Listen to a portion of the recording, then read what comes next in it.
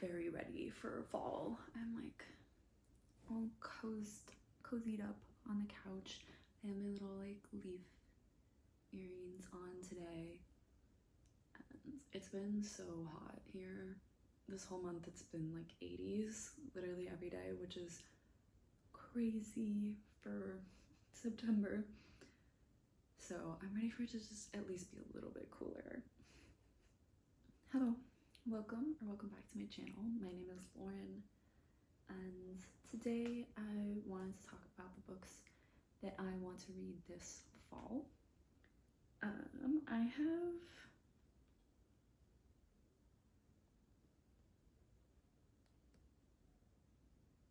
$13 books here to chat about.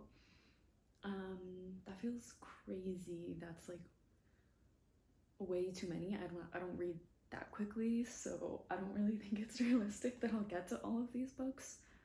But it's kind of tough because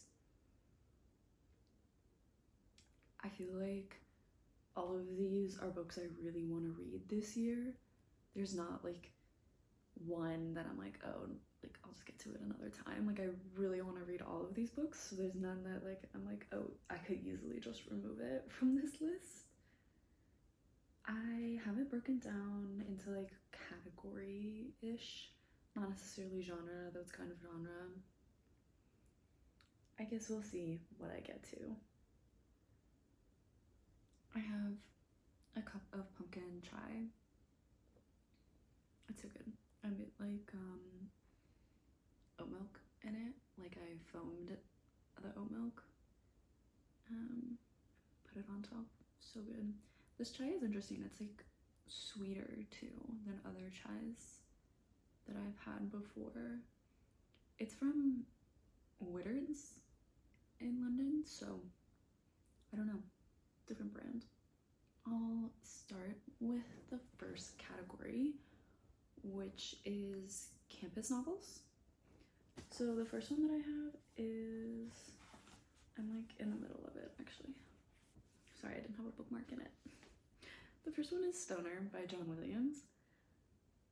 This book is funny. I picked it up recently kind of just on a whim. I was like shopping in bookstores in London and I was like, oh, I should just like find a book that I want at this store. And so I picked this one up because I heard of it, but it wasn't like high on my want to read list. And I've heard really, really great things about it, but everybody was like, this book is also kind of boring. And so I was just worried it was like not for me and that I was just gonna be like a little too boring. But I'm in the middle of it. I'm like a third of the way through and I'm literally obsessed. I love this book. Genuinely just like so enraptured by it. So the reason why it's like a little boring is because it's literally just about this man's life. This main character named Stoner was like born in like the start of the 1900s, and he goes to the University of Missouri because his like parents just tell him to, and after he graduates he's supposed to go back to his parents' farm, and instead he like becomes enamored with literature and studying and university life, and so he stays on as a professor. And it's just about his life, and honestly it's just about his like simple life, but not in like a let's celebrate mundanity, simple life is beautiful, more in like a sad, he makes bad life choices and his life is a little bit meaningless. But the writing is just so beautiful. I feel like if you're gonna have a plotless book, having writing like this is what makes it like so much better, and what makes it like worthwhile. So the like descriptions of everything is incredible. You really feel like immersed in the setting the whole time you're reading this.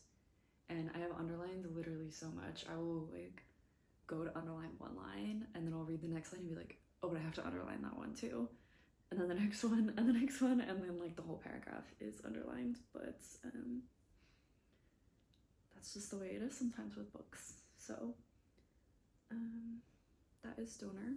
The next book, campus book that I have is The Idiot by Elif Batuman. I can't believe I haven't read this book yet. I feel like I'm the last person on earth to read this book, but I still feel like a need to read it, like to have this experience of reading this book. I started it actually last year and I got like 100 pages in, which is a quarter of the way in. It's a little bit of like a long book. And I did really like it, but it's another like very plotless book and I was in a bit of a reading slump, so the plotless book just wasn't working for me at the time. I want to pick it up again. I was really liking it, like it was very funny. There just like wasn't a lot moving the plot forward. So it follows this woman named Selene. She's daughter of Turkish immigrants, and it takes place in the 90s, and she attends Harvard as a freshman, and it's just her going through her classes. A lot of it is her like commentary and her like general thoughts as she's attending class, as she's making friends, as she's in social situations. She's very funny, so like the humor is really spot on. I do think I would have liked this book so much more if I read it while I was in college, but oh well. I'll read it now. I have a third novel for the campus novel section. It is Abigail by Magda Szabo. This is an NYRB edition or publication, and I have been so intrigued by NYRB novels lately. I haven't read any. Stoner is technically also published by NYRB, but I like don't have that version. I have this Vintage Classics version instead. But NYRB is New York Book Review, or New York Review Book, whatever. And they like mostly publish like books from like the 1900s that have gone out of print that like didn't have quite the success that maybe it was deserved, and so they reprint them. And so many of these sound so intriguing and just like exactly what I'm in the mood for. So I picked this one up. I don't have my copy yet, it's still in the mail, but it's Abigail by Magda Szabo, Hungarian writer. It follows a young girl who she lives with her father, and it's the start of World War II, so her father enlists in the war. She gets placed at a school for other young girls, and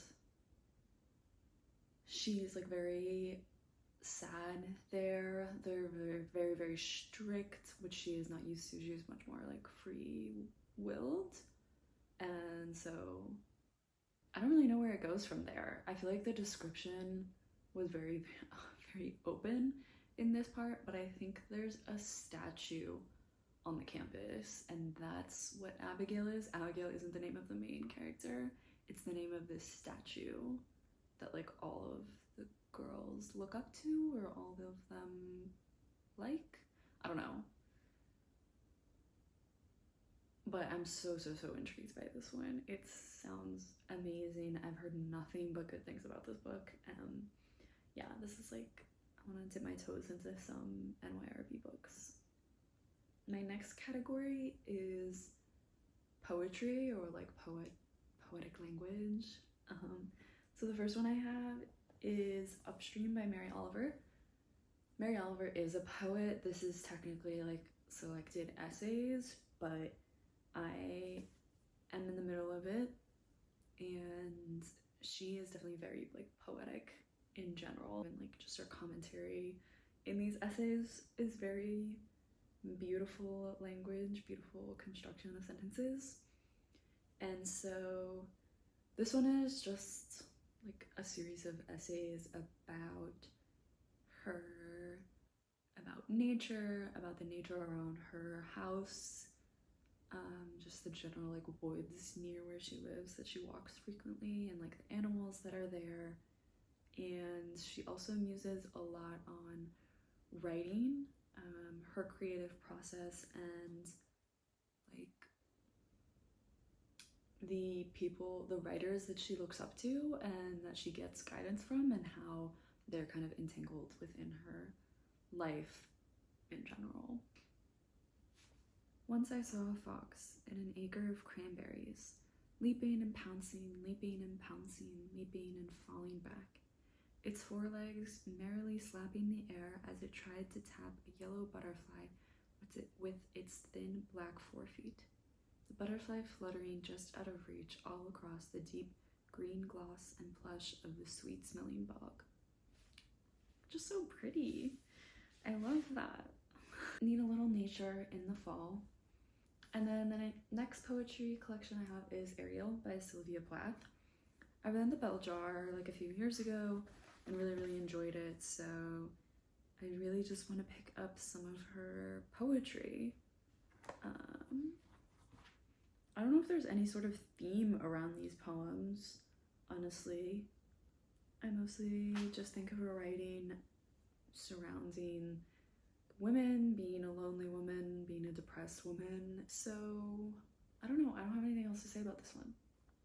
Just excited to read it. Okay, my next category is like spooky ooky reads. So ones that are just like a little bit more on the like traditional fall, like scary, thrillery horror vibes. So the first one I have is Perfume by Patrick Suskind. This is a German novel. It was published in like the 80s, I think. And I have also started reading this one, but I haven't finished it. It took like a little bit of a tangent, and I wasn't so interested in the tangent, so I put it down. I don't think the tangent is very long, so I think if I just read like literally 5 more pages, it'll go back to the main story and I'll be interested in it again. But I just have to do that. I just got caught up with Stoner and being in love with that, so I haven't gone back to this one yet. But anyways, technically historical fiction, so it takes place in the 1800s, or sorry, the 1700s in France. And it's about this boy who is born with like an amazing sense of smell. Like he can smell everything in the air and like document it and categorize it in his head of what it is. And he becomes obsessed with the idea of like bottling the sense of innocence. And he starts murdering women, young women, I believe. This book is definitely like disgusting. Like the descriptions of smells are so ick, but so good. Like it's super well written and I was like really into it. But yeah, it was definitely very ick and I couldn't tell that it's only going to get worse. Like we've just scratched the surface of how gross it can be and he's definitely gonna like go worse. But I feel like it's such a good read for October and particularly getting into like the spooky wooky theme. Okay, and the next one I have is The Haunting of Hill House by Shirley Jackson. I'm so excited to read this one. Talk about editions that I'm interested in. These like Penguin modern classics with like the blue spine. I'm like so intrigued by them. There's so many of them that I really want to pick up. So I'm starting with this one. Shirley Jackson is so amazing. I love her. She makes these super eerie, psychological, like creepy novels that always like have this like underbelly of like the dark side of humanity, like something that lives within all of us that is like horrific, which makes it more scary. This is like a haunted house story. It's about Hill House and a woman who goes there and goes a little crazy. I don't actually know a lot of what this book is about. I've watched the TV show, really liked it. It was super fucking scary though. I know that the TV show is really different from the book though, so I don't know what this one is specifically about. but I'm so excited. I love Shirley Jackson.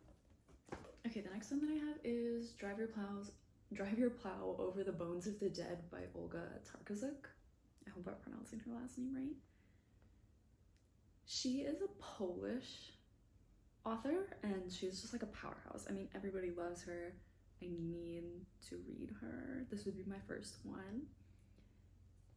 This is about a like reclusive older woman who lives in like this remote village in Poland, and she's like eccentric, and she ends up getting like being like a suspect for a series of murders near like her village.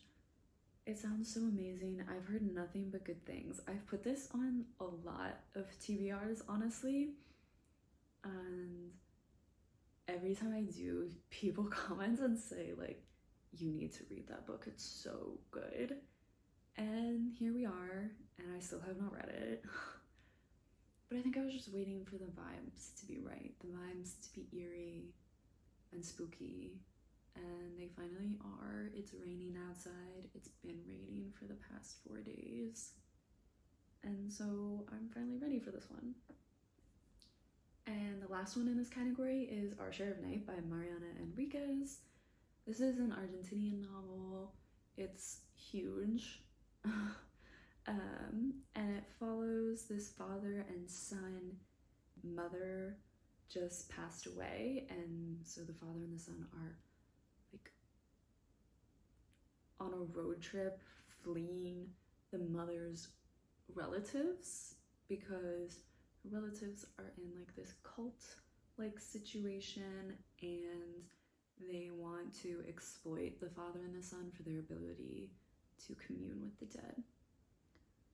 So like very much more like that classic horror fantasy novel. I've heard it's pretty scary. I've also heard this book is really heartbreaking, which sounds so intriguing. I'm like obsessed with sad books. I love them. If I find a video of somebody that's like, these are the saddest books I've ever read, I always watch it. Yeah, I'm really excited for this. I have not read anything by Mariana Enriquez. I know that she writes like short story collections, and I think she also has a book coming out soon too. But yeah. Okay, and then my last category is just classics. And these ones I'm actually like so excited for. I've been in such a mood for classics. I keep watching like classics videos and people's talking about their favorite classics. I'd say this is like Victober, but I actually don't think that any of the stories here are Victorian. I don't know for sure, but I don't think so. Anyways, the first one I have is The Yellow Wallpaper by Shirley Perkins Gilman. This is a little short story from the 1800s about a woman who has a kid and goes crazy after having the kid. She like starts imagining things with the room, and it's very creepy and like psychologically tormenting. I think it's like a representation of like postpartum psychosis and depression. I've heard nothing but amazing things about this, and I'm so excited for like a little feminist classic book story. Really been interested in like classic feminist texts recently. I just read A Room of One's Own for the first time and loved it, and so I'm just very intrigued by like learning more about the history, like what got us here, the history of feminism and how it like built up, and I think through literature is a great way to study that. So then I have Northanger Abbey by Jane Austen. This is one of the few Jane Austens that I haven't read at all, like not even years ago. It follows a woman, Catherine, and she travels with her family to this like old mansion, and she's read a lot of Gothic stories, and so she starts to like believe that she's in like a Gothic story, and that like creepy things, ghosts and other stuff starts happening in the house. I'm so excited. I like know absolutely nothing about this book other than like what I just told you, so I have no context for this, and I feel like that's rare with a Jane Austen novel. Like, I know all the other ones, but this is the one that like I know nothing about. And I just adore Jane Austen, and this cover is so stunning. I think I love these like pictures with the women paintings, Renaissance paintings. So yeah. Then I have Frankenstein by Mary Shelley. I'm so intrigued by this one. I just made a video for books on the human condition, and they're all about like books and like deep dives into human nature and like what makes people human, and I feel like this book would fall into that category super well. I don't know if I need to give a description of Frankenstein. I mean, it's Frankenstein, like he makes a monster. That's all I know about the story. But I've heard it's just like a very grounding human story, a gothic tale. Need a little gothic literature in the fall, of course. Speaking of like feminist literature, like this being like the start of modern sci-fi, and Mary Shelley wrote it when she was 18. So impressive, so amazing. Okay, and then the last one, I really want to get to this year. I have to read this one this year. This is a must read, but I also think it's good for like later fall, like that fall winter transition. So this one like could be November, December read for me. But it's Crime and Punishment by Fyodor Dostoyevsky. I have not read anything by him, which is like a crime. Essentially this book is just the main character commits a murder, and then you watch him descend into madness and the shame and regret of what he's done. Is that what it's about? I thought that's what it's about. It's definitely about him committing a murder. I've also heard that Dostoyevsky is just such like a human writer. I think a lot of the a lot of the Russian classics are. I've just heard that this book is just like shockingly relatable, and like Dostoyevsky is like reading people's minds with the way he's able to portray people. You can still feel like such a deep connection with his writing. Sounds amazing. I want that connection. I want to be one of those girlies. Okay, so that's my list. That's my ridiculous, absurd, nonsensical list. But I do really want to get to all of them. Like, I can't cut one of them. I just need to read faster. But I think I've actually been reading slower lately, like taking more time and like digesting the text and like annotating it just to be like a little bit deeper in it. So we'll see. Yeah, well, that's my fall TBR. Thank you so much for watching. If you like this video, consider liking or subscribing, and let me know what books you are reading for this fall. If you've read any of these and think like, oh my god, yes, pick that up next, please let me know. And I hope you all have fantastic reading months ahead of you. Thank you. Bye.